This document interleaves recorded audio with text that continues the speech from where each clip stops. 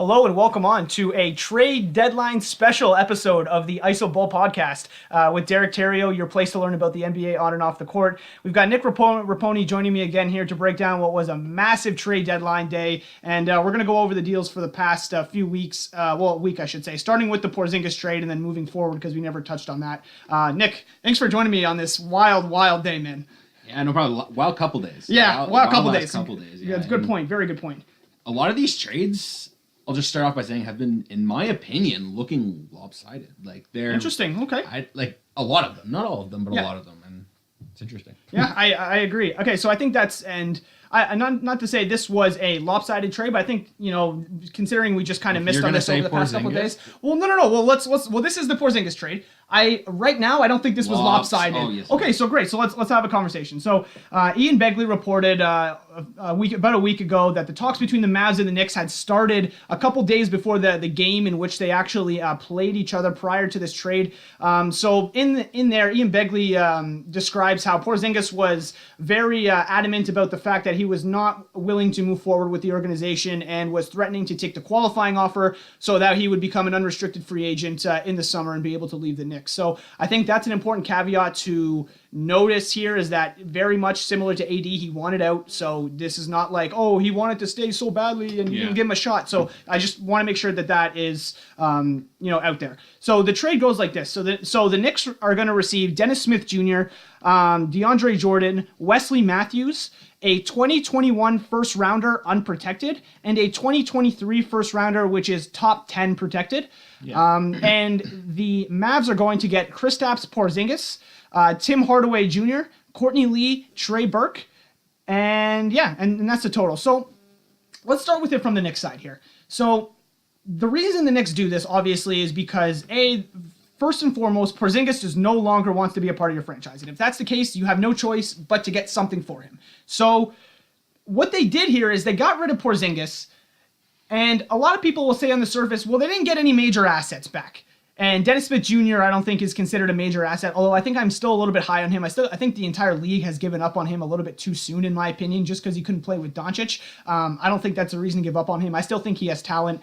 And, I mean, the fact that you were able to get off the contracts of Tim Hardaway Jr. and Courtney Lee, Tim Hardaway, who has $18.1 million due for him next year, and Courtney Lee, who has another $12.8 due for him next year, to get off of those guys and receive first-round picks. Now, we're talking like you got off Lee and Hardaway, and you didn't have to attach first-round picks to get rid of them. You actually got first-round picks back. So if you consider that, along with Dennis Smith Jr., along with the fact that they've created the $74 million in cap space that's going to allow them to create 2 max slots. Who's going to sign in New York? Well, that's my thing, right? That's the ultimate question here. Is like, okay, so this is all great, but who's going to sign in New York? And we've heard the rumblings about Kevin Durant going to the Knicks. We've heard the whole Kyrie Irving's not safe in Boston. I don't owe you shit. Talk to me July 1 sort of stuff. Yeah, I don't know if the Knicks are the destination for any of these guys, though. They're too bad. We've seen it before, right? You go for LeBron, you get Amari Stoudemire. They went for Charles Barkley, they struck out on him. They always go for that top guy and then settle a notch down. And like, if they're going to go and swing for the fences and go for Jimmy Butler and Kevin Durant, you better not end up,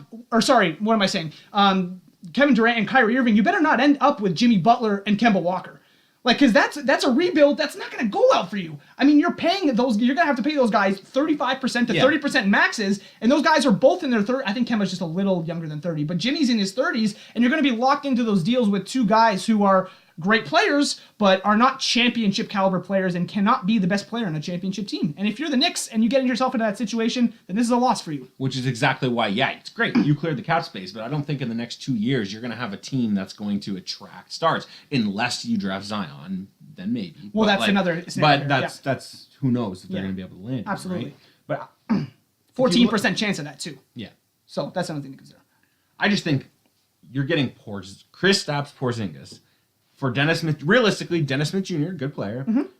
An unprotected first when I think you're going to probably compete for a playoff spot in 2021. I'm going to say you're going to be there with Doncic and Porzingis. I'd like to think so. I'd like to think that probably will be out of the lottery. Sure. I'd agree with that. There you go. And then the in 2023, 1 to 10 protected. We don't really know where they'll be in 2023, but I'm going to assume in a good spot. Yeah, that's what I'm going to assume with the players they have. I assume it'll be something around the same type of pick you'll get in 2021, because assuming the core will be built by then, and exactly. I agree with that. So you're looking at picks in probably the late teens, early 20s. You think that's fair? Yeah, okay. So I don't think that and Dennis Smith Jr. is nearly enough for Porzingis. Never mind Porzingis. Well, plus the cap space though, because you have to realize that the only other way they would have gotten rid of Hardaway and Lee is if they attached first rounders to them. So they didn't give up for round; they got 2 first rounders back. So that you have to consider that, right? I understand that for sure, but I think Hardaway helps the Mavs like a lot. Oh yeah, he can play. Hardaway can play. I don't care what anyone says. He can Exactly. play. So I mean, 2021 he has a player option. I know he's locked in long term, but at 18, 19 million, yeah, it's not great, but it's not like It's not completely dead money. He can still play. exactly. He can still so play. I'm not, and he's still not that old. Like so, No. I don't think it's not a great contract, but I don't think it's a killer contract.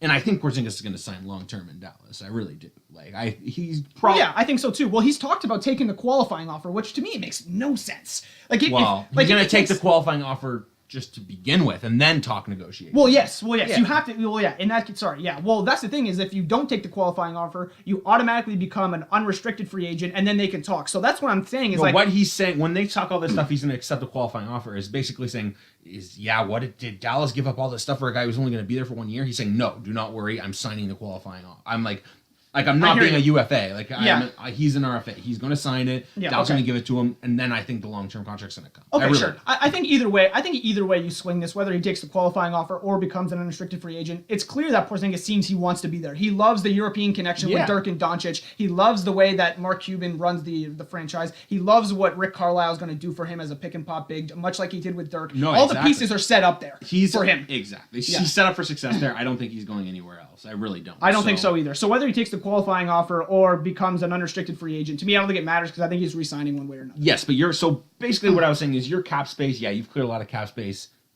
Great. And you picked up first round picks for that. That's awesome. But you're not going to use that cap space. And those picks, I don't think are going to be great picks. So.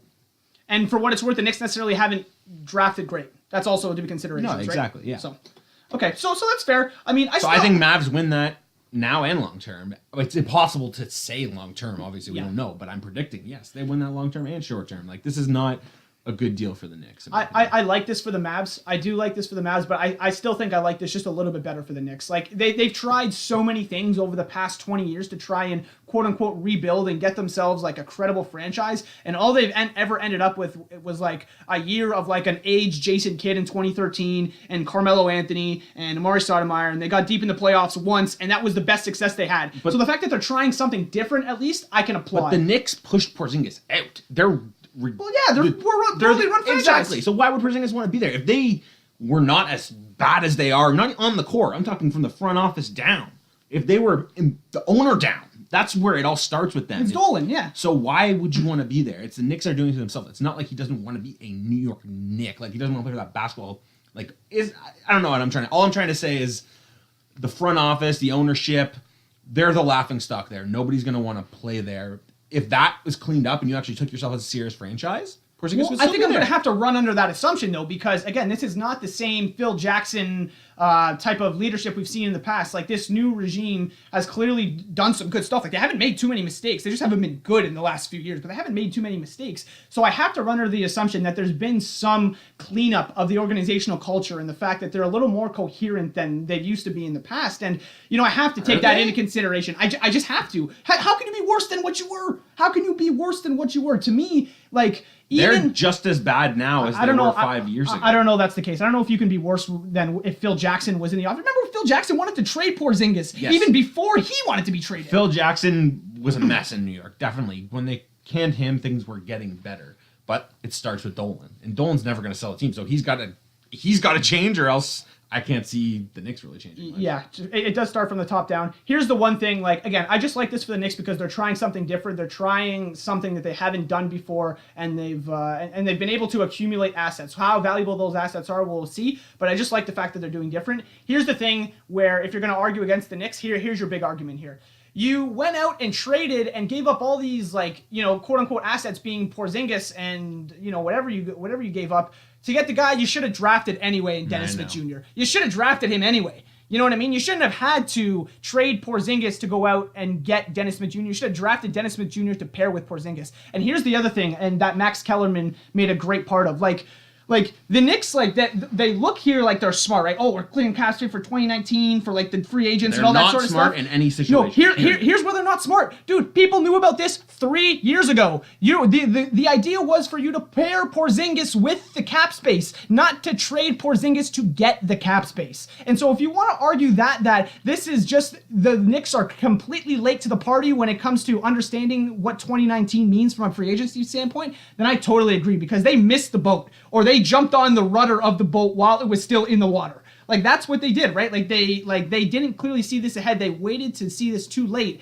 And if you want to make that argument that this should have been done in 2017 or 2016 or 2018, and knowing that you could have foreseen this in 2019, I also can't argue with that point. So I'm shitting on the Knicks a lot here, even though I like what they did, like from a tactical standpoint, just trying something new. But I also see the other side of this where like there's so many things where you could have avoided this situation and kept yourself moving. So I do see both sides, but ultimately I do like it for the Knicks. I do like it for the Mavs, and I think we're going to see somewhat of a win-win here. Again, all that contingent on the Knicks getting at least one of Kyrie Irving, Kevin Durant, Kawhi Leonard, one of the big stars. Yes, but and at the same time, another reason why I think the Mavs win this trade too is because it's not like they didn't make any cap space. Like Correct. $29 million as I see it right here. And they traded Harrison Barnes too. So Harrison Barnes' contract's off the book as well. That's right. They traded. So they have tons of cap space as well. Like it's not like they're picking up Hardaway. They're financially burdened. They're not. They're Yes. not financially burdened. That is true. They and had cap Courtney space to Lee. begin Okay, with. Courtney Lee's has one more year. They have one more year of him after this, and then he's off the books. Yeah. So. Yeah, you're gonna have to eat Hardaway for a bit, but he's gonna help you. It's not like you're just eating a contract. He's gonna help you. Yeah, so. and you make a good point, right? You're eating these 2 deals over the next 2 years, but you're not actualizing your potential over the next 2 years. You're actualizing it over the next 10, 15 with these two as your core. Yeah. So you eat the contracts for the immediate future to set yourself up for a big time pick and roll, Future. whatever. Yeah, core going forward. So I see your point there as well. So that'll wrap it up for the Knicks trade. A lot of different ways to look at this, in my opinion. Just rounding it out here, the Knicks have created about $75 million in practical cap space, which is enough for 2 max slots. Neil Aquina, Dennis Smith Jr., Kevin Knox, Lonzo Trier, Mitchell Robinson, and Joakim Noah, who is stretched, are the only solid, like guaranteed contracts on this roster. The rest of them have player options or are expiring. So. I mean, this is a blank slate for the Knicks, and hopefully they can prove something. I mean, that's all they've got to do. They probably won't, but let's hope. Fair enough. And on the Maverick side, they create a $12.9 million trade exception here. They have $29 million in practical cap space. I don't know if that's Even more. They traded Harrison Barnes. That's right. They traded Harrison Barnes in the expiring. That's right. Well, Harrison Barnes, he would have accepted his player option at $25 million, he probably would have opted into that. That's a very good point, actually. And the fact that they got rid of that keeps that space open. So yes, so they might going have, into 2019, they definitely have enough for a max. Okay, probably, yeah, they most likely will have enough for a max, correct. So I mean that leaves the Mavericks open to be a player in free agency while having Porzingis. Exactly.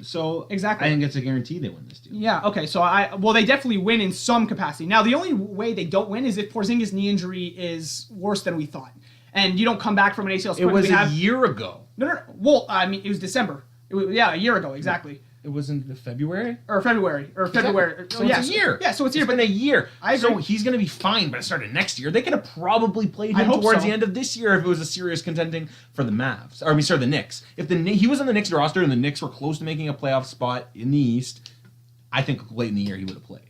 So interesting. I don't think it's as bad as we obviously don't know that for sure. And modern medicine, a lot of people come back from ACLs. It's not the same injury it was a few years ago, and I do recognize that as well. But I do, I think, I still think there's some risk there. I think something has to be taken into account. You got to believe he's going to be on a minutes limit for the time he comes back, and Nick's making fun of me via Google Doc, and so that pretty much ends that section right there. Yeah. All right, that's funny.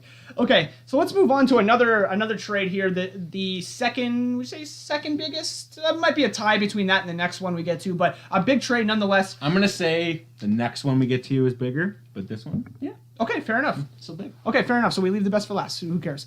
So this is a massive trade here. I think I'm gonna say the best trade is still the Porzingis one. That is so big. That is a franchise player going in a trade at that age. Like it's crazy. I Absolutely. think that's a huge trade. That's the best player to get moved. Yes, I agree with that. Okay, so the Sixers and the Clippers made a massive deal here. The Sixers are going to receive Tobias Harris, Boban Marjanovic, and Mike Scott.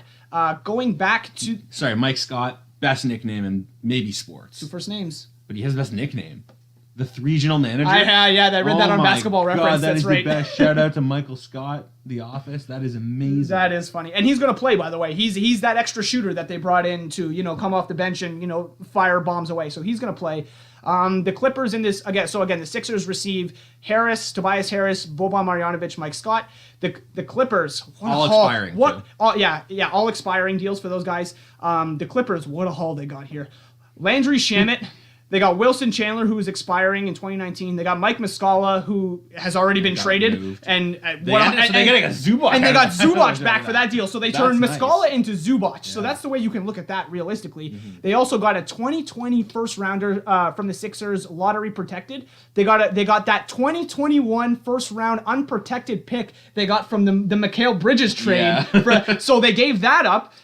Or the Clippers got that now, and then the Clippers also get a 2021 and 2023 second round picks, which are coming from Detroit, which is also a nice little trade tip. You can see those picks being in the early decent. 40s, late 30s, right? So I mean, those are a couple nice trade chips.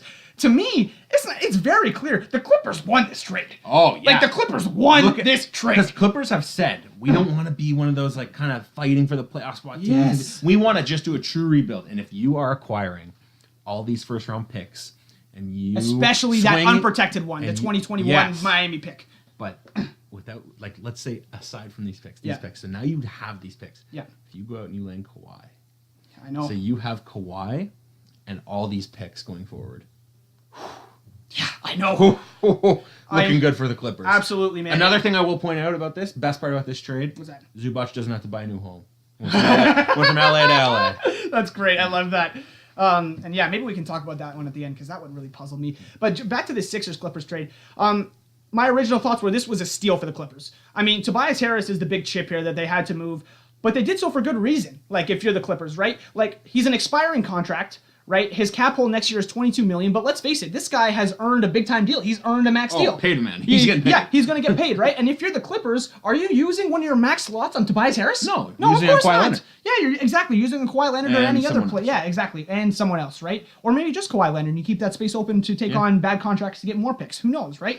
So Tobias is the big chip, and they moved him for good reason because he's expiring. And the Clippers also have been slipping in the standings. I mean, what are they, 8th, 9th? Yeah. So to me, it's so smart from Jerry West and Lawrence Frank and Doc to say, what are we chasing? An 8 seed so we can get swept by the Warriors? There's a reason he's the NBA logo. Yeah, exactly, right? Exactly, right? Like, what are we looking for here? Like an extra 5 games of playoff revenue? No, let's go. Let's move Tobias Harris. Let's stockpile these picks going forward, clear a lot of the cap sheet, and make it a much more attractive destination for free agents to come here, knowing all the stockpile picks that are coming through. And Zubac. Exactly. And Zubac. You got it all. Right? So Clippers definitely won this. I think it helps the Sixers this year. It does. Of course. It does. But does it make them the best team in the East? No, it does not. It doesn't. No, it doesn't. It doesn't right now. Yeah, so that pretty much speaks for itself. I mean, think yeah. the Clippers won. These mean, are all expiring deals. exactly. This is a this year push. Exactly. You gave up a lot for a this year push that didn't even make you the best team in the East. Exactly. And remember, like, the Clippers are doing this on the fly, right? They traded Chris Paul. They traded Blake Griffin. They traded Tobias Harris. They traded their best player 3 years in a row. I will say this about them though. Apparently, loyalty is a thing Kawhi likes. Apparently, I don't know. I heard that. I don't know. I don't know if this is true. Well, Toronto and the Clippers are reputation for not being all that loyal. So These hoes ain't loyal. yeah. So I don't know. I agree, man. Like, I agree. Like, if that's something that he likes, then I agree. Speaking of Kawhi, ruled out tonight. Oh, wow. As if we needed another guy out for the Raptors. We'll get to that in a second.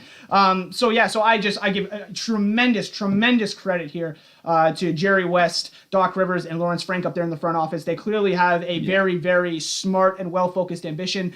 The last thing I'll say is they continued their strength in their position in 2019. They get off... they already got off Gortat, which they waived today. They can get off of Beverly. They waived Milos. They traded Avery Bradley. So they got off a lot of these guys. That's that are tank mode. Yeah, which is tank mode, and the Clippers are about projected to have about 46.7 million in cap space. Again, this was before some of the trades they made today, getting rid of Bradley and waiving Gortat. Yeah. So that space obviously is more than enough to get a 30 or 35% max slot player, and they have a fairly blank cap sheet, very similar to what the Clippers are doing here, but just better run organization. And they have a ton of assets, right? They got Shea Gilgeous-Alexander, they got Jerome Robinson, they got Landry Shamet, they got new competent ownership. And the last thing I'll say is if I'm a Raptors fan and I'm Kawhi Leonard, and I see this situation, I'm thinking, well, damn, I would want to go there too. Yeah. I would want to go there too. And but at the same time, it's sad, but it's true. That's great. But at the same time, you can look at it from the other perspective that, hey, Toronto's giving up a lot from me. They give up DeMar DeRozan. They give up a first-round pick. Then they're trying to get Gasol for that push. Like, they're doing a lot to try and show Kawhi we're here to win. Way to leak the trades before they happen, bro. We haven't even got to that one yet. I'm kidding, The bro. next trade is the Gasol trade, if you didn't realize already. But I hear you. You make a good point. Like, these are the type of moves that, influence Kawhi. I mean, we'll get to that in a second, but I totally agree with you there. Let's just talk about this quickly from the Sixers angle. I mean, I don't think they have too many ways to look at this, but here's the way I look at it, okay? So they wanted to create a big four. Obviously, they're all in this year, right? They're going for a championship. They're going for a spot in the finals this year, and they think Tobias Harris creates a big four that will get them there. Their starting lineup is disgusting. It's nasty. It's just the depth is just I don't know. So Ben Simmons, JJ Redick, who am I thinking? Oh my god, Jimmy Butler, Embiid and Harris. That's a nasty starting lineup. That's like one of the best in the NBA. And then you get to your depth, and you've got not great. Boban, Mike Scott, and we're forgetting someone. I know we're probably forgetting a couple guys. Like Wilson Chandler's gone. Like I'm sure I'm forgetting a couple guys. Oh, is Furkan Korkmaz still on the roster? I think Korkmaz is still there. McConnell. Who else is here? Fultz got traded. Yeah. We'll talk about that in a minute. Pull up the Sixers roster for me so we can see. Yeah, Korkmaz is still there. Amir Johnson's bio candidate at this point. Malachi Richardson. Jonathan Simmons as well. Okay, and Zaire Smith, he should be coming back. So they got some depth there. Back? Yeah. I think so. I think he'll be back maybe at the end of the year. But again, he's a rookie. Who knows how much he'll contribute? But again, I think the Sixers' depth is a bit of an issue at this point. I don't think there's much argument around that. So that's pretty much it for the Sixers. I mean, their process is complete. So it seems. And, I mean, Kevin O'Connor, I just want to wrap this up from the Sixers side here. Kevin O'Connor made an excellent point about something here about this. Tobias Harris is an insurance policy in case they can't keep Butler. In case Butler isn't happy with his role there and he decides to leave, they've got a max slot open for somebody who is at least capable of doing so. In LA, I think he might be. Yeah, I think he might be interesting too. But again, just a little bit of insurance there in case one leaves, whether it's Tobias or Jimmy Butler. Yeah. And then if they both sign, Kevin O'Connor here has it could get very expensive. And I mean, in the 2020, 2021, the cap is projected at $118 million, and the Butler, Harris, Embiid, and Simmons alone could cost around $130 million. So you're already in the tax with those three. Yeah, with those four. Like that's very quick. Yeah. There's 11 other roster spots you have to fill out. So who knows? Who knows how that works exactly. So I mean, I like it from the Sixers' point of view right now. They clearly got better. They're clearly all in this year. I just hope that they're financially set up to have more than just a big four and nothing else, because that's a very real possibility of what could happen at this point. Definitely. So we'll see. And they have and again, a lot of picks just went out the door from the Sixers too. So not a lot of young guys coming in for development at this point in the near future as well. Who do you think won this trade? The Clippers, right? Oh yeah, it's not even a question. Okay, just making sure. Okay, so I think the Clippers won this trade as well. All right, let's get to the third and final one we're going to cover, and then we'll touch on some of the smaller trades around the league. Again, we could go on for like hours here. Like there was so much that happened at this deadline, but just in the interest of time, and today's the All-Star selections live televised, and we want to see if maybe Nick Nurse suits up for the Raptors against the Hawks, given how little players they have. We want to try and keep this fairly short. I can play. I think I can play too. If I mean, me and Nick, they need me. Me and Nick are a pick and pop duo out here. Like you should see us in pickup. It ain't even funny out here, man. You don't want to see us 2-on-2. Okay, this is a conversation for another day. All right, so the third and final trade here is the Marc Gasol trade. We've heard rumors that Marc Gasol was heading to Charlotte over the past couple days, but clearly no deal got done. And Masai, being the GOAT GM that he is, went and scooped him up for a great deal, I think. So the Raptors are going to get Marc Gasol in this trade, and Memphis is going to receive Jonas Valanciunas, DeLon Wright, CJ Miles, and a 2024 second-round pick. I think the Raptors did great in this deal. I think Memphis did not, though. Okay, let's talk about the Raptors first, and we'll talk about how Memphis didn't do as well, because I agree with you. This is what I was talking about at the beginning. Another lopsided trade. To me, all three were lopsided that we spoke about. Okay, well then there you go. So let's talk about the Raptors first. So the Raptors get Marc Gasol. Okay, what did they give up for Marc Gasol? Well, they gave up CJ Miles, who had a $8.7 million player option next year. He's probably taking. Do you think I want to pick up CJ Miles' player option after how he's been playing this year? The answer is no. No. The answer is absolutely not. I'm not picking up CJ Miles' $8.7 billion player option. Hell no. DeLon Wright was the asset. I'm not re-signing him anyway. Well, that's the point. But that's the thing is, he's the asset here. He's what we had to give up in order to get Marc Gasol. And if the asset is DeLon Wright, the guy who is a restricted free agent this year, and if he doesn't take the qualifying offer, he's unrestricted. Now we have no control over DeLon Wright, and I think personally he's going to get more than $3.6 million. Well, I think you have to take the. You don't have to take the qualifying offer. You can then you become an unrestricted free agent. Yeah. Yeah, that's how it works. And if you take the qualifying offer, somebody can give you an offer sheet, which is how it works. So you can make an offer sheet. Okay, gotcha. Exactly. So I think someone's going to make him an offer sheet bigger than $3.6 million.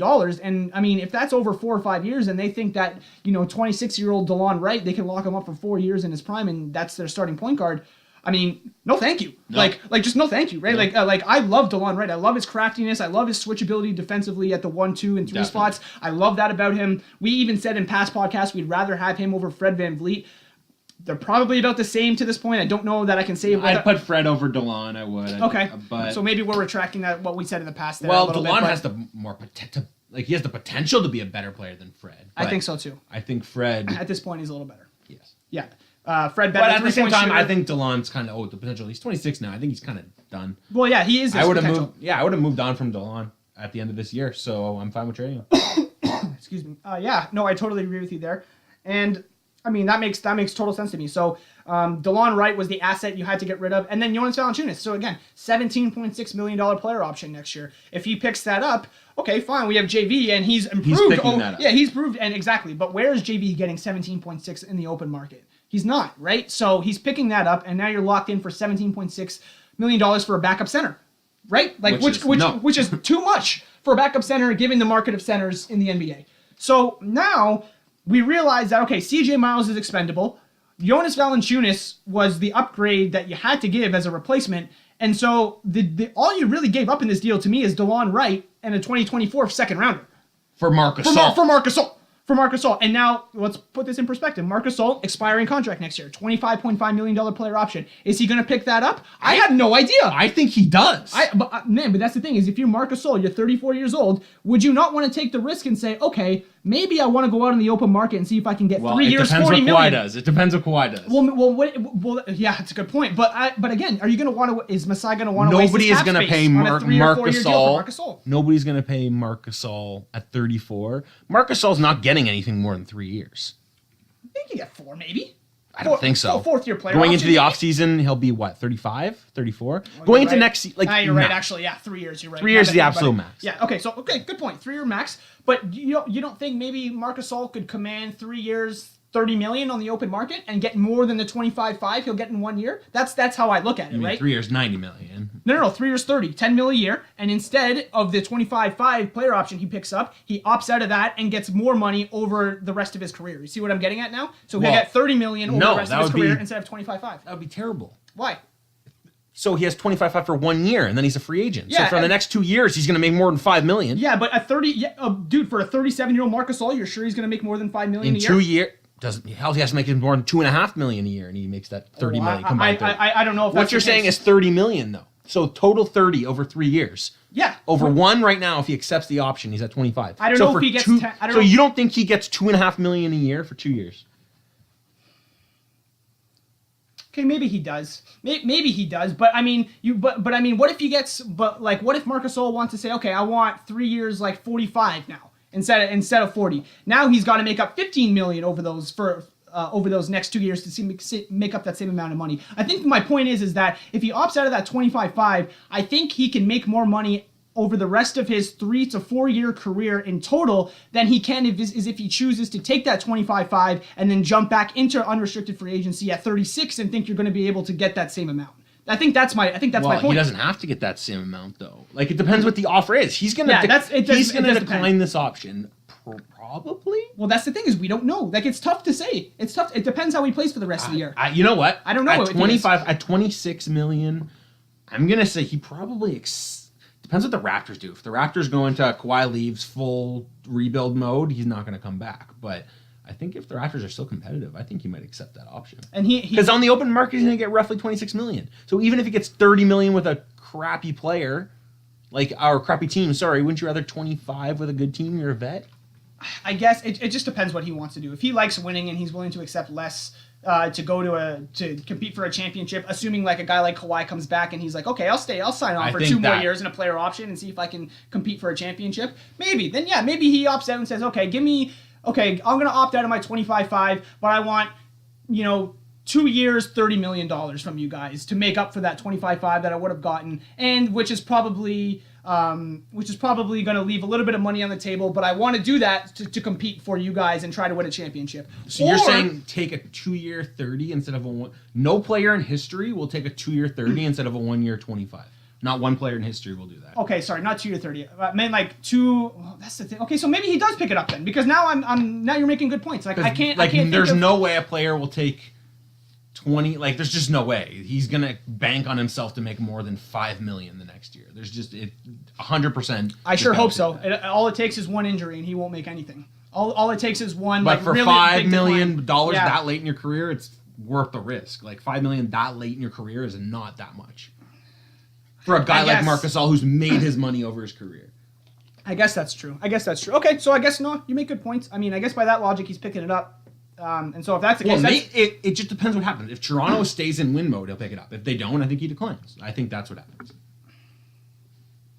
I guess so. He strikes me as a winner, man. He strikes me as a winner. I agree. I don't want to get stuck on this, but I think there could be a scenario where he opts out of the 25.5 and makes more over the rest of his career, even if he opts into 25.5 and over the next 2 years after that contract, he makes, I don't know, whatever amount of money. I still think he can opt out and look for a contract that'll pay him enough that he will make more over his career if he were to take the 25.5 and the extra 2 years of whatever. I still think there's a scenario in which that could play out, in my opinion. Yeah, I just don't think there's a chance in the 2020 offseason, if Marc Gasol's a free agent, there's no chance he gets less than $10 million, in my opinion. Actually, you know what? Now that I think about it, no, I totally agree with you. Because now that I think about that 2020 free agent offseason, that is a complete garbage year for free agents. I think he gets closer to 20 than 10. Yeah, you're right. Yeah, you're right. You know what? No, I spent 5 minutes arguing a point that I'm now taking back. You are absolutely right. Yes, he should. I still think he should pick it up, competitive or not, and then I still think that he will be able to get the rest of his money he deserves on that 2020 market where there's not a lot of players to play. Okay, my bad. We spent a lot of time on that, and I did not intend to do it. Sorry. So I think the Raptors did great here. Let's talk a little bit about the on-the-court fit. Now, are you a proponent of playing Ibaka and Gasol together, or would you rather Siakam and Gasol, or Siakam and Ibaka and Gasol off the bench? Siakam and Gasol, and I think Ibaka and that jackknife can play the 5, can play second the 4. Unit center. And he can play some 5, he can play some 4. Just like off the bench, play both those minutes. That's what I like. Yep, I agree. I think so too. I still like Siakam in that starting lineup with Gasol. Yeah, I think love it. Like what you kind of touched on. I believe you touched on it earlier. Maybe you did. Maybe it was when we were just chatting. And you said Gasol's numbers, possessions from the elbow. Yeah, let me show you. So let me go to my retweets here. So I want to get this right in terms of who I found this from. So Micah Adams. Micah Adams tweeted something really really profound. So from 2013 to 14 all the way up to 2018-19 and each one of like the 6 years in between, Marc Gasol has led the NBA in post touches. And led the NBA for 1, 2, 3, 4, 5, 6 years in a row. Yeah, that's not over the past 6 years. That's 6 years and every year he led the assists or led the league in elbow touches. Since 2013, he's led the league in elbow touches every single season, and Toronto ranks 28th in elbow touches. No, 28th in elbow assists. And assists from the elbow. Correct. My apologies. And so when you have a guy like Valanciunas and you have a guy like Ibaka that are just score first Yeah, guys, they're and that not you post looking up for the threats. pass. They're post up threats, right? They're not looking to pass. So now you've got a guy at the elbow where Nick Nurse can run his split actions. He can run. Siakam cutting Oh off. my goodness! And that's how the tweet finishes off from Mike Adams. Is like, imagine Siakam cutting off of Gasol and how much gravity that would create. And another thing, William Liu, I'm looking at the tweet right below it, makes another great point. The Bucks. And me and Nick are watching the clip right now. The Bucks pack the paint. Oh, they do, pack the yeah. paint, and if you see Memphis here, that's their solution. Pick and pop with Gasol, which is gonna force Brook Lopez to come out to the perimeter, force Giannis playing at the 5 to come out to the perimeter. Those are guys that are gonna have to adjust. Ilyasova, whoever you want to call it, those are the guys that are gonna have to come out and be sure that they're defending that because. Again, we're just continuing to watch clips here, and we see that each one of those is a pick and pop is the type of solution that's going to that. And, you see Marc Gasol being able to be a post-up option. He's seeing cutters. He's able to get into the paint and, make tough shots over big centers. Like, he's such a versatile big. And defensively, too. And defensively, too. He's a great, great post-up big. I mean, this is a guy you can match up against Embiid, against Horford, against Giannis, against Brook Lopez, against Miles Turner. Whoever, though, one of those 5 or 4 teams you go up in the first round, second round, third round, you got an option for them. Yeah, and such a soft touch as a shooter. Absolutely, too. absolutely. A big time upgrade over JV and Ibaka when it comes to 3-point shooting. A much better passer than both. A much better post defender in both. Just shooting in general. Yeah, and just shooting in general. obviously, of course, passing. This Yeah. guy's after Jokic, maybe after the Joker, probably the second best post passing big, maybe something like that. I mean, I wouldn't necessarily doubt it. And I think that's quite interesting. I think this opens a lot of different opportunities for the Raptors to try different things, to attempt to be able to use pick and pop, use pick and roll, and have Gasol as a short roll guy too. Like, I didn't even think of that. Like when Lowry's got it going and 2 guys trap Lowry, and you have Gasol playing 4-on-3 in the short corner or in the post area, and he's got to make the decisions to go to OG Norm Siakam. Amazing. That like who do you want that's better than that? Exactly. Just so many great positives. Another like small thing to take from this too. This is a guy who has playoff experience in a tough Western Conference. Absolutely. Like this is a big push to a team that's notoriously chokes in the playoffs. So. And has grit and grind in his blood, guy has just been awesome. So needless to say, we are very excited as Raptor fans here about Marc Gasol. I think this was an awesome trade. I think the Raptors, the fact that they didn't give up a first round pick, they didn't give up Siakam or OG or any of the big time guys that are going to be part of our core going forward, I think is also another win. And the fact that you used CJ Miles and his underperforming self and the 2024 second rounder. I mean, those are you need to throw those in to get a guy like Marc Gasol. You're going to do it. Yeah. You're going to do it. And like if you look at this from a perspective of Memphis, though, this is not good for Memphis. Let's take this Memphis perspective. We spent too much time on the Raptors here, but this is not a great trade for Memphis, in my opinion. Like you're getting maximum 1 year of one JV. asset. You're getting one asset. You got to make DeLon. And he's not the biggest asset, really. I mean, you were going to lose Marc Gasol for nothing, probably, because he was going to opt out with Memphis because he wanted to play for a winner. Sure. And you were ready to move on from him too, as well. So you wanted to get something for him, but a year of JV. DeLon's not bad, but a year of JV and DeLon, you're going to buy out CJ, so he's going to be a buyout candidate. So you got a 2024 second round pick, DeLon Wright, and a year of JV for Marc Gasol. For Marc Gasol. That's not enough. That's not enough. You got to get a first. You just have to get a first Marc Gasol. You just have to. I don't care if he's expiring. I don't care. I just don't see how you can't get a first for Marc Gasol, even if it's a bad first. You can't a first. Yeah, just something, just some asset that you can use going forward. And I mean, and even you look at all these teams swapping their first, Philly. Look at all those. The reason they were able to maneuver this trade for Tobias Harris, they stockpiled these future firsts, trade a guy for. Get one of those future first, so you have, hey, if you're in that opportunity, you have that firepower to deal it. Exactly. I don't know, man. And, Memphis in a tough spot, too, right? They can't even use their cap space to take on picks because of the Conley and Gasol contracts, too, right? So that's tough, and I get that. And last thing I want to touch on, we talk about DeLon Wright as an asset. Well, he's only an asset as long as you pay him correctly. If you overpay for DeLon Wright and he's locked in for the next 4 or 5 years on a contract that's way worse than what the value he's providing, then you're in no different scenario as you were before, where you've got a guy like Conley, who's obviously a much better player than DeLon, don't get me wrong, but he's on a contract that's hard to move. Well, they'll and that's move. too big. I think they'll be able to move. Well, they'll him. move it in the summer now. I Yeah. think so too. But question though, just like Gasol didn't get a first round pick for Gasol. Yeah. Cleveland got a lottery protected first from Houston, correct? Yeah, but they yes. For who? They took on Brandon Knight's deal. They Okay, took on Brandon okay, Knight's deal. that's That's it, why okay, they gotcha. had been shopping that package. So Okay, gotcha. that's why that's the case. But yeah, I mean, I think you just have to get it first. I think one way or another you have to get it first, and if not, you tell like you just keep it moving, I guess. Or I guess this is what you end up with when you don't get a first. Maybe there Yep. was no first out there, and I guess maybe that is possible, right? Is that people were It's saving possible, their first? but I don't know. That's still. Yeah, I guess you got to get something. You gotta get something. So maybe that was the case. The market wasn't out there for him. Who knows? But it wasn't a good deal. What wasn't a good deal for Memphis, and the Raptors won this trade. I mean, whether Gasol opts in or opts out, I think the Raptors still won this trade. A lot of money comes off your books, and you're able to go out there and participate a little bit in free agency. And I think the move of getting rid of Greg Monroe in the second for cash considerations also opens up a little bit of luxury tax savings as well. So hopefully MLSE and Larry Tannenbaum will, kind of give the green light to go after guys in the summer. So hopefully that'll help us out a little bit. Hopefully. We'll see. So that's the end of that, and let's touch on a couple other trades. They weren't necessarily as big, but maybe just kind of poking our finger at it just to see what's up here. So the Clippers and Lakers make a rare trade, the two LA teams. The Clippers receive Ivica Zubac and Michael Beasley, and the Lakers get Mike Muscala.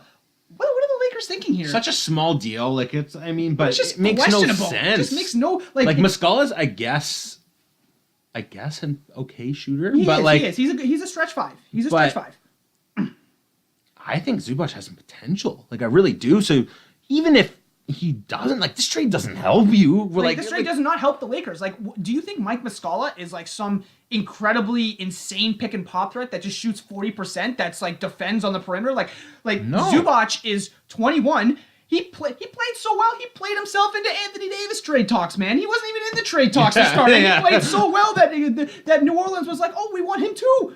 No, I know. Yeah, He was that good, right? And he's still so young. There's still so much potential in him. And you just let him go. To get Mike Muscala, not even a first rounder, no just cap Mike relief, Muscala. no cap relief, no first rounder, no assets, no nothing, not even a second. Didn't make any sense. You gave up a Man, potential solid future guy off the bench.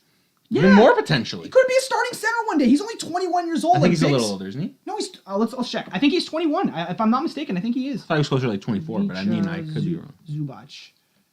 Let's check. I think he's 21. If I'm not mistaken, Yeah, 21. He's 21. Born in He'll be 97. 22 next month. He's 22 next month. Okay, I mean, I guess Mike Muscala is worth that. I mean, far be it. I'm what do you want me to say? I'm no GM, but to me, this doesn't make a lot of sense to me, unless I'm missing something. Okay, moving on. The Magic are receiving Markelle Fultz. Finally, after how long has it been since they've gotten anything close to a starting point guard? What was the last time? DJ Augustine? It's been a while. It's been a while. It's been a long while. So I like Alfred Payton, but he's not a starter. He's not a starter. Yeah. He's not a starter. I did like him out of the draft, though. I agree. So the Magic are receiving Markelle Fultz, and they are sending back Jonathan Simmons, the Oklahoma City Thunder's 2019 first rounder, which turns to 2 seconds, I believe, it doesn't convey in next year in 2020. Okay. And they're also receiving a Cavs unprotected second round pick as well in 2020, and they're getting that from Markelle Fultz. Do you think the Magic gave up too much for Fultz here? No. You don't think so? And no, I don't, because I think if you're Philly, you took this guy first overall, he's still beyond young. The potential is there. This guy was a star in college. I know he didn't make the NCAA tournament when he was there, but he was still a star. He had nothing around him. The potential is there. You are not going to give up the former first overall pick from a couple years ago for less than another first round pick, a solid piece, and a second even. I think you got to get at least that, and that's what they got. It's easy for Philly. If they don't get that, they're going to say no, because they have no need to trade him. They can develop him. He's still that young. The potential is there. If you're not getting a haul like that, it's not worth trading him. You'd rather take your shot developing him. I think the Sixers got a great haul here, getting a first rounder and that's Cavs second rounder. Well, it's good. It's good for the Sixers, but all I'm saying is that's his value. I don't think Orlando gave up too much. This is a former first overall pick from not long ago. I don't think they gave up too much. Say what you want about his shooting. His shooting, We don't know. Like his shoot, he can still come around and be a solid player. Lonzo Ball's shooting, and I know Lonzo Ball and him shooting is not comparable, but you can still be a solid point guard without being a great shooter. And I Yes, think that's true. when he recovers, I think he'll still be fine. That's true, and I think we tend to gloss over a lot of other Markelle Fultz's game. Like he's good. He's got a good ball handle on him. He's good ball handler. He's able to maneuver pick and Athletic. roll. He's still athletic. He can still finish at the rim. He's got some tools. Don't get me wrong. I just think like it's so like just the fact that his value was just so depressed after you see like the free throws and like the thoracic outlet syndrome, and we don't even know if he can shoot a basketball yet. Like we don't know anything about Markelle Fultz. We haven't seen him take the floor in so long. And for you to be able to get a first rounder and a Cavs second rounder that's unprotected, that's looking like it's going to be somewhere between 31 and 35, I just think that's an awesome haul from the Sixers for a player whose market value was really up in the air considering he hadn't played in so long and we don't know if he can shoot. But this guy is still up. Everyone around the league is going to say Markelle Fultz still has a ton of potential. He is worth exactly what they gave up. I guess. I mean, I guess from Orlando's standpoint, like, what are you going to It's do good with that for first? Philly. What are you doing with that first round pick anyway? If you're Orlando, what are you going to choose? A guy in the 20s who you're gonna miss on that pick again and not develop him properly. You're going to take another 5 or another long wingspan 4 who you're not going to develop. The only trade that's a win-win here, I think, really, that we've spoken about so far. Hey, I think you know what? the only trade that's a win-win. I actually think I agree with you on this one. I actually think I agree. Orlando did give up what I think is a lot, but I guess they get back Markelle Fultz. I mean, you've got to take a swing at something. And if you think about it, what is this package that they put together going to acquire that Orlando actually needs? What kind of point guard most likely, right? Because that's pretty much all they need. That and maybe another wing. What point guard or wing are you getting with that package? Yeah. If you're Orlando, you're not. You're not exactly. You're not. So Markelle's worth it. So I know it's crazy. I'm talking. You're talking me into your own points here, man. You're doing a good sales job of me today, man. I ain't gonna lie. I'm not gonna front with you on that one. We got a couple more trades to do here. We've got a 3-team trade from the Rockets, Kings, and Cavs. Quickly, I'll go through it. The Rockets are getting Iman Shumpert, Nick Stauskas, Wade Baldwin. Stauskas and Baldwin have been waived as of right now, so just Iman Shumpert and the 2021 second. The Sacramento Kings are getting Alec Burks and a 2020 second, and the Cleveland Cavaliers are getting that Houston package of Brandon Knight in their first rounder, as well as Marquise Chris and a 2022 second rounder. So my first comment is Kings gave up a little too much to just get Burks in a second. So let's see. It looks like they gave up Shumpert, Baldwin. Shumpert. No, Baldwin came from you're right. from Portland. Yeah. But I think one of these seconds, I think, is so that Sacramento essentially gave up Shumpert and a second to get Burks and another second back. So they probably upgraded their second round pick some cap space, and got Alec Burks. I mean, marginal moves, right? Marginal moves. I think Shumpert's a solid. Shumpert is solid, man. That's a big pickup for Houston. That's where I was going. Yeah. From Sacramento's and maybe Cleveland's point, this is minor moves, but from Shumpert, not only do they save massive amount of money getting rid of the Brandon Knight deal and taking Shumpert, who is expiring this year, but they also they're also able to get a guy who can play on the wing now. Yeah. Like they got another 3-and-D guy who is huge. Like, and to be able to net Shumpert from the Knight and lottery protected first rounder package, that's great. That's a great haul, I think, man. Yeah, I think so. No, I think Houston did great here. I think so, too. Cleveland did great here. I know you got to take on Knight for a bit, but you still did pretty well picking up first-round pick, second-round pick. Chris, who still has a ton of potential, too, I think. You still like Chris? Okay. I don't think he's going to amount to what they thought he'd end up when with Phoenix drafted him, but I still think Chris could still be a solid role player for you. Sure. Yeah, absolutely. And, just continuing with Sacramento here, yes, they did get Alec Burks in that 2020 second, but they also traded Justin Jackson and Zach Randolph for expiring Harrison Barnes, which clearly is a push to make the playoffs. Not expiring. Oh, player option. Sorry, And player he's option. picking that And he's up. picking it up. He's picking it up. My apologies. Yes, you're absolutely right. He's picking that up. But that's good for Sacramento. I mean, look, they want to make the playoffs. They don't care what happens. Exactly. They don't give a shit. Like, they It's want to been make the too playoffs. long, Yeah, it's been way too long, and they're making the playoffs, and they've clearly chose to do so one way or another. And I think it's an awesome move from Sacramento. I'd love to see them in the playoffs. That would be great. And now it's them and the Lakers. But if that you're 8 pushing seed. for it, then why trade Shumpert? That's just something I don't understand. I think Shumpert's going to help. Yeah, it would make a lot more sense if you were getting that 2019 first rounder there for that Houston. That's what I mean. Like, it doesn't make sense for the spot you're in. Yeah, I guess. Yeah, there's an argument to be made there for sure. I guess we'll kind of see how they're going forward. Maybe, who knows? A lot of Divac always questions me, man. That guy is weird sometimes. Another trade I want to get to here. Again, we're just going to wrap up here with a couple more. Otto Porter going to the Chicago Bulls for Jabari Parker and Bobby Portis. The first lose-lose. No, I'm kidding. I'm just kidding. That's really funny. No, I'm not sure who wins this trade yeah, necessarily. it's- Maybe I think actually Washington. wins it. You because get they get Porter off. off. They get Porter off that Parker massive has deal, potential. and you get So does Portis. yeah, and you take a flyer on Parker and Portis, both of which who need to get paid next year. But Well, I don't know if Parker's getting paid next year. Oh yeah, that's a good point. And I'm I'm not sure if Portis getting paid either. If we're being realistic, No, I like I think Porter. Portis is getting more interest in Parker, and I'm a Parker stan. Like I love Jabari Parker. I know. So we'll see. I like this. I like this for Washington, though, especially with that news. And terrible news for John Wall. Tore his Achilles getting into the tub at his home. Going to be out 11 to 15 yeah, I months. don't buy it. Really? Getting into the top, I don't know. Well, I mean, yeah, he probably did. It just, I Well, remember. how else would it happen? Yeah, I know. I don't even know. It's just funny. All these things is like, nah.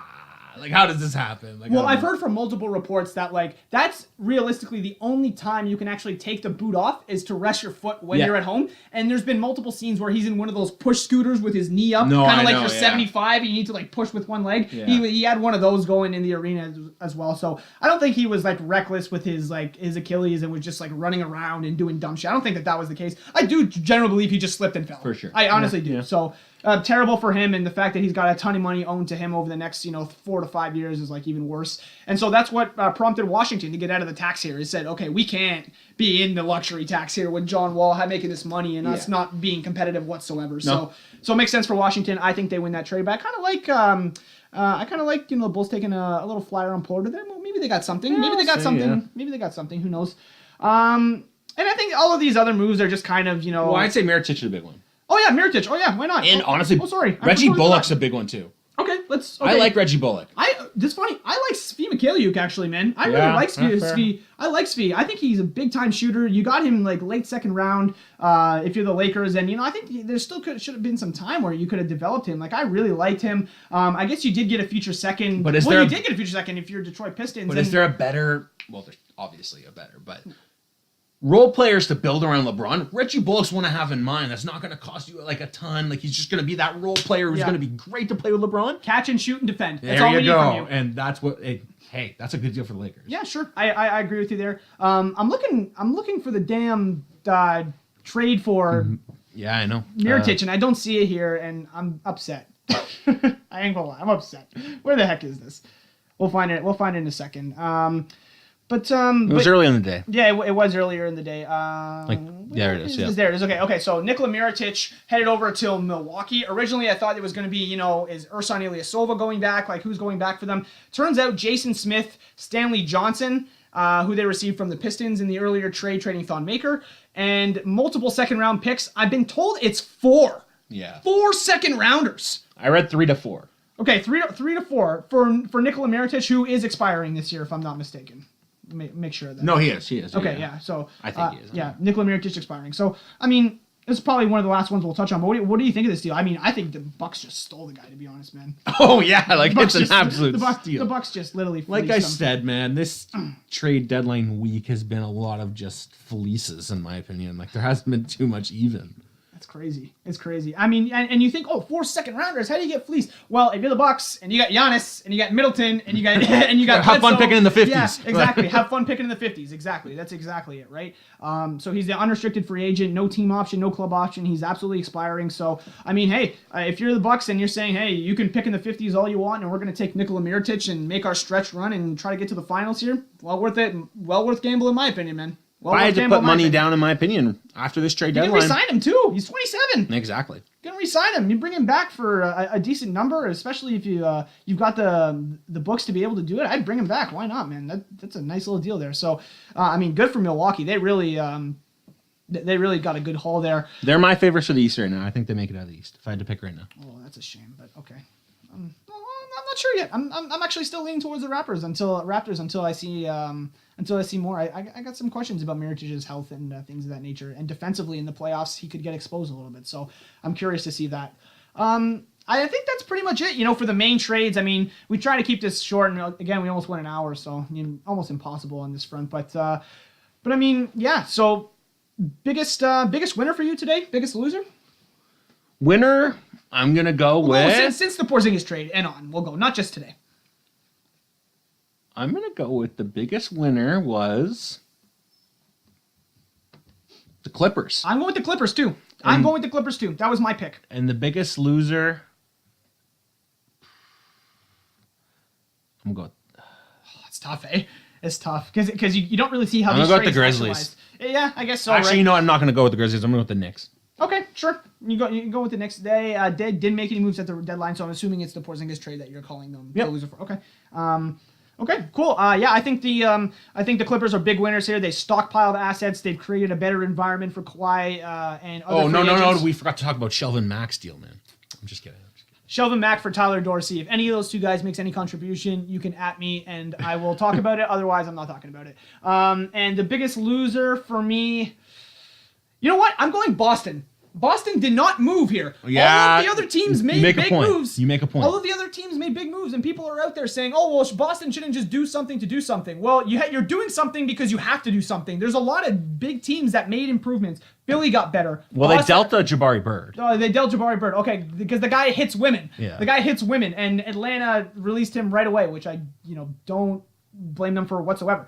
But Boston did not improve in any such capacity. They still have questions about what Hayward's going to be in the playoffs. They still don't know what their best starting five I is. can They've tell got you what Marcus Hayward's Smart. going to be in the playoffs. Not good. Yeah, Nailed it. yeah, not good from what I understand. And I mean, maybe that could change, but I don't see it so far.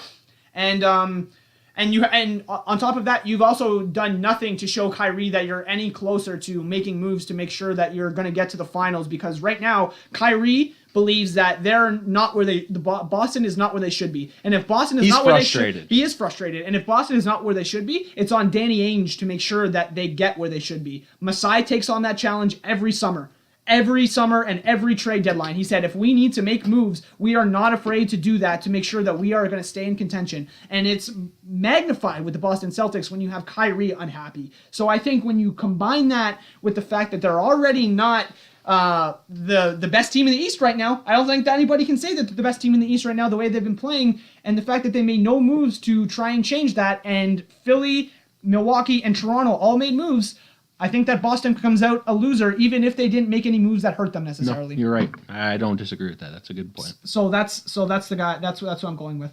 All right, that wraps it up. We want to go watch the All-Star selections and to see who the Raptors play against the Hawks tonight. So thank you again for jumping on. That was our trade deadline review. Again, we'll be back soon time. I'm not exactly sure when. Maybe a buyout market preview. There's still a few guys on the buyout market. Cool. Just go through those guys quickly. We got Enes Kanter, Wes Matthews, Markieff Morris. CJ Miles, Nick Stauskas, Wade Baldwin, a couple other guys as well that we'll be looking at. Wayne Ellington is another one. He's a big one. So we'll see when that wraps up to see if we can preview that and see if anything changes based on that. Maybe that's where Boston makes their move. I mean, Jabari Bird opening that roster spot up means they will be players in the buyout market. So maybe that's where they make their move. But yeah, we'll be back soon enough, and we'll see you then. Thanks for coming on, Nick. Thanks for having me.